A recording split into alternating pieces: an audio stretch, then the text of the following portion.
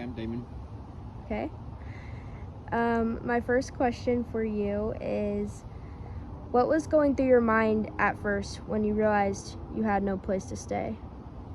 Um, well, of course, like everybody's kind of scared, kind of confused, worried. You know, um, just unsure. Just the whole thing is just a pretty scary feeling.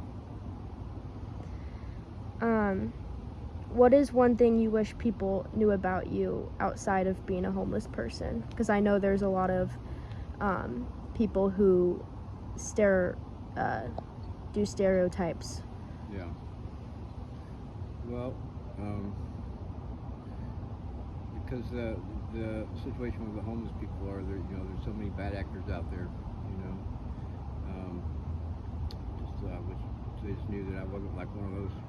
Kind of people out there that are out there stealing all their gasoline and their you know change out of their cars or whatever they're still doing out there.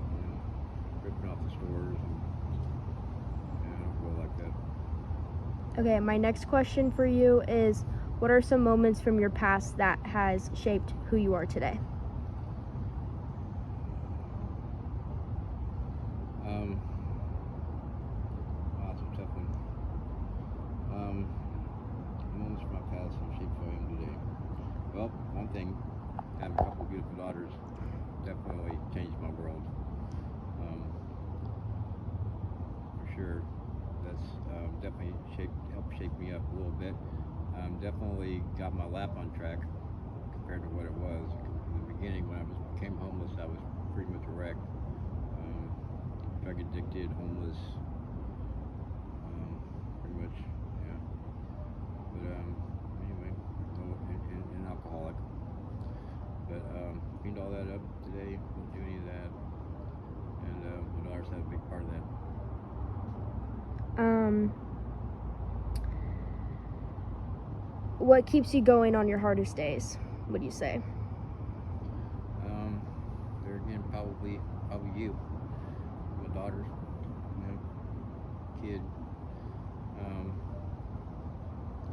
that and never give up. You know, bad today, it'd be better tomorrow. Wise words. Okay, my last question for you is, how have you found a community or support among others in similar situations?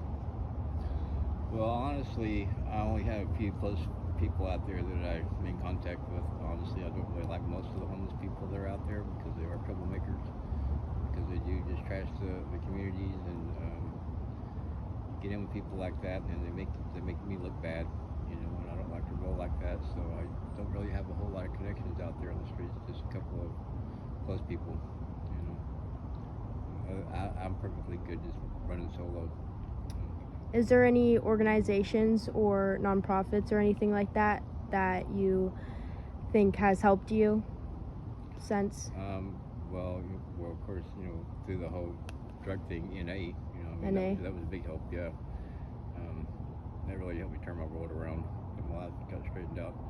But as far as any other things out there, there's not really a whole lot out there, honestly. I mean, there's places that will serve food and things like that. Those are always helpful or whatnot. But um, the city just has to work on changes. The whole country needs to work on changes.